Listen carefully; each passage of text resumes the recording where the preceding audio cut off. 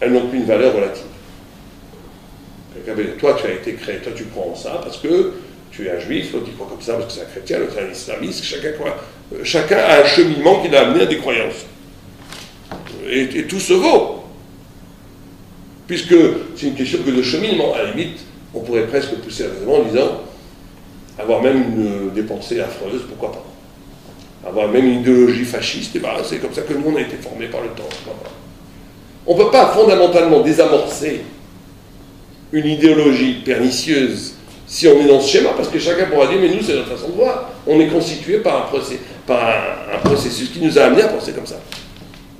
On ne peut pas poser la liberté, et là c'est tout à fait paradoxal, on va passer trop par cette relation, on pourrait en passer beaucoup, de voir qu'il y a beaucoup de penseurs, de poètes, d'écrivains, qui pensent, d'un point de vue idéologique, comme la première façon, c'est contre la Torah, mais qui, dans leur façon d'exister, dans leur façon d'écrire, dans leur poésie elle-même, sont exactement contraires. Dans leur réflexion morale, dans leur indignation morale, sont exactement le contraire. Donc la Torah nous dit, Istakla Boraita Rebara Alma. La Torah est plus vieille que le monde, le principe est plus vieux que la matière, et la matière n'est là que pour créer des conditions de réalisation de l'idée. C'est ce que dit le Beth Halevi dans un très beau commentaire.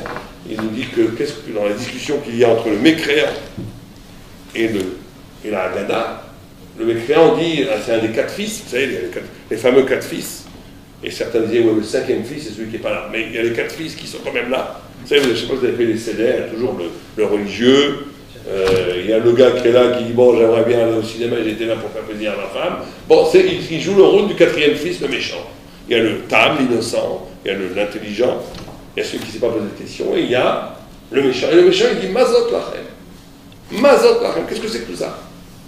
Et on lui répond Béavouzé, c'est pour cela que Dieu nous a créé, sorti d'Égypte. On va même c'est un dialogue de sourds. Il demande qu'est-ce que c'est que tout ça? Il dit c'est pour ça qu'il nous a sorti d'Égypte. Le Beth Halevi donne une explication lumineuse.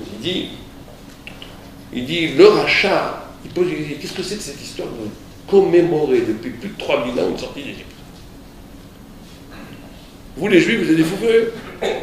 Depuis 3000 ans, il s'est passé d'autres choses. On pourrait, je ne sais pas, commémorer la Révolution française, ou ici à Genève, le fait que Calvin a pris le pouvoir et qu'il a dit aux gens d'arrêter de faire la fête, ils sont devenus tous puritains. C'est quand même plus contemporain. Ou bien on peut, je ne sais pas, on peut changer un peu. Qu'est-ce que c'est que cette histoire de... Qu'est-ce qu'on lui répondait? Avourzé. T'as rien compris. Toi, tu crois qu'on fait la cérémonie de la sortie d'Égypte parce qu'on est sorti d'Égypte.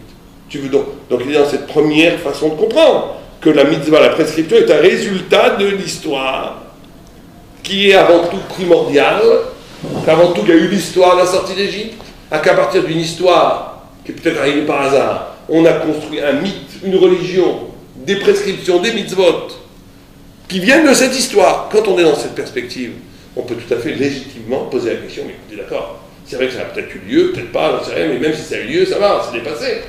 Puisque ça a eu, on ne va pas commémorer toute notre vie. Si c'est une commémoration, si la racine de la spiritualité, elle vient de l'événementiel, de l'événement, alors c'est une très bonne objection. Mais qu'est-ce qu'on lui répond? On lui dit, Béavouzé, toi tu crois qu'on est sorti d'Égypte, et c'est pour ça qu'on fait Pessah. C'est exactement le contraire. C'est qu'en réalité, Pessah, l'idée spirituelle de la liberté, Abraham Avinu mangeait déjà des galettes des Matzot 500 ans avant. La notion de la galette qui est épurée, qui est comme une ligne pure, comme une forme, qui n'obéit pas au processus du temps, qui court-circuite le temps, l'éternité symbolisée dans la nourriture. C'est des choses qui sont de tout temps, avant même la création du monde.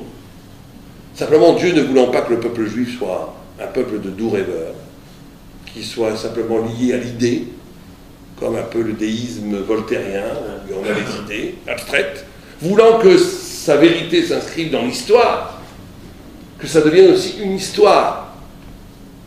Eh bien, il a ouvert la mer Rouge, il a fait des diplômes, tout ça c'est derrière, tout ça c'est juste pour donner du corps matériel à une idée spirituelle qui était bien avant. Donc toi, tu poses ta question, pourquoi est-ce qu'on fait tout ça? C'est déjà...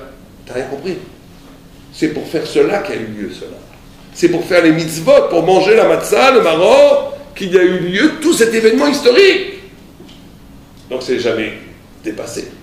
C'est pas simplement que c'est pas dépassé, c'est pas encore atteint. C'est prodigieusement actif déjà dans le futur. Et donc cette révolution de conscience, elle est fondamentale dans sa pratique de la vie. Parce que si, et il faut bien faire attention, parce que c'est là où ça devient compliqué, je ne devrais peut-être pas trop le dire en public, mais bon, on est en petit comité, donc on peut se dire des confidences. Il y a des gens religieux qui vivent sans s'en rendre compte comme le premier schéma. Ils sont dans une perspective psychologique qui est en vérité tout le temps procédurale. Ils pensent comme ils pensent parce qu'ils ont été éduqués comme ça, ils pensent comme ça, blablabla, ils sont toujours le résultat d'une cause. Et il y a des non-religieux qui, sans s'en rendre compte, par une sorte d'âme spéciale, ils ont cette âme, ils ont compris, qui sont capables de toucher à quelque chose de plus essentiel que le procédural de leur existence, qui sont capables de toucher au pourquoi. Donc ça ne suffit pas d'adhérer au principe de la Torah. Il faut se poser nous-mêmes la question à chaque instant peut-être. Est-ce que ce que je fais, je le fais dans une perspective d'éternité, dans une perspective de vérité? Est-ce que ça a un sens en soi? Ou je le fais parce que c'est la vie qui m'a obligé de le faire aujourd'hui comme ça? Aujourd'hui, la vie m'a amené là. Tant que c'est aujourd'hui la vie m'a amené là, je suis dans la prison de l'Égypte. J'ai mis la spiritualité en prison. Mettre la spiritualité en prison, c'est de donner une causalité à la spiritualité qui n'est pas elle-même un sceau, une conscience, une clairvoyance, qui n'obéit à aucun processus dont l'origine est dans la matière. Tant qu'on n'est pas dans cette démarche, dans cette recherche, on est en Égypte. D'où l'actualité brûlante de sortir d'Égypte. Et bien entendu que ça va avoir beaucoup à faire à la famille. Quand on s'occupe parfois de problèmes de Shlom Bayit, de problèmes de rapport entre la femme et l'homme, c'est très important de renouer avec l'origine, avec le pourquoi. Pourquoi vous êtes mariés? La vie vous a entraîné aujourd'hui dans une impasse. La vie a fait que vous avez été conditionné à un niveau aujourd'hui où ça devient presque insupportable entre vous. Parce qu'en vérité, vous êtes vous-même, vous êtes perdu. Vous avez perdu l'origine du pourquoi vous êtes ensemble. Et cette capacité tout le temps de renouer avec l'émerveillement, le ravissement de l'éveil, de pourquoi, c'est une capacité de régénérer, de régénérer tout le temps l'existence. De cet enseignement-là, c'est en vérité une façon, c'est un art spirituel de vivre. Si on ne l'a pas, on tombe de façon presque automatique dans des crispations, dans des conditionnements, dans des oublis. Il y a des gens, ils adorent leurs enfants, leurs parents, ils n'ont jamais eu le temps de les voir, de leur parler, ni rien, toute la journée. La vie, ils sont en Égypte. Ils n'ont plus un Shabbat, merveilleux moment où on peut arrêter tout pour un peu se retrouver cette lumière originelle qui fait qu'on est ensemble. Shabbat, magnifique Shabbat pour ça. Shabbat, c'est la clé. C'est la clé pour trouver ce moment où la vie nous ayant éloignés l'un l'autre, moi de moi-même, toi de toi-même, nous deux de nous deux-mêmes. Le Shabbat, c'est ce moment où on est capable de retrouver ce pourquoi on est ensemble. Pourquoi on est ensemble. D'ailleurs, c'est très intéressant de voir que la notion du couple, la notion de famille, par rapport à cette notion de Pessah, vous savez que tous les patriarches faisaient passer leurs femmes pour tout le temps. Leur sœur. Pour leur sœur. Pour leur sœur. Abraham, il fait passer sa femme pour sa sœur. Israël, il fait passer sa femme pour sa sœur. 2 fois. Et Jacob, il se marie avec 2 sœurs. Il y a un rapport entre la fraternité et le matrimonial. Quel rapport? Alors certains disent, Nestler, il dit que c'est parce qu'il y a un amour public, un amour intime, et ils essayent de faire que les deux soient un, c'est certain, mais le Maharal de Prague donne une idée extraordinaire, encore une fois à partir de la langue hébraïque. Il dit Achot, qui veut dire la fraternité, la sœur, Arva, qui veut dire la fraternité, a pour racine étymologique un autre mot. Quelqu'un sait c'est quoi les achot en hébreu? Non, les achot, c'est quoi en hébreu? Les sœurs. Non, les sœurs, oui, mais les achot, le verbe, les achot. Ah, de raccorder. Bravo. De tricoter, peu de gens de ça. De tricoter. De raccorder. De raccorder deux tissus. Raccorder, c'est encore un meilleur mot que vous avez trouvé. De raccorder deux tissus. C'est-à-dire, quel rapport entre raccorder et fraternité? C'est parce qu'en réalité, la frère et une sœur sont faits du même tissu. Ils sont faits du même tissu, de la même chair. Et donc, un frère et une sœur, ça ne calcule pas normalement. Hein. On peut très rapidement calculer aussi, mais normalement, il y a quelque chose de l'ordre de l'inconditionnel entre une frère et une sœur, entre un frère et un frère. La fraternité, c'est justement qu'on est ensemble au-delà des intérêts égoïstes et égotiques de chacun.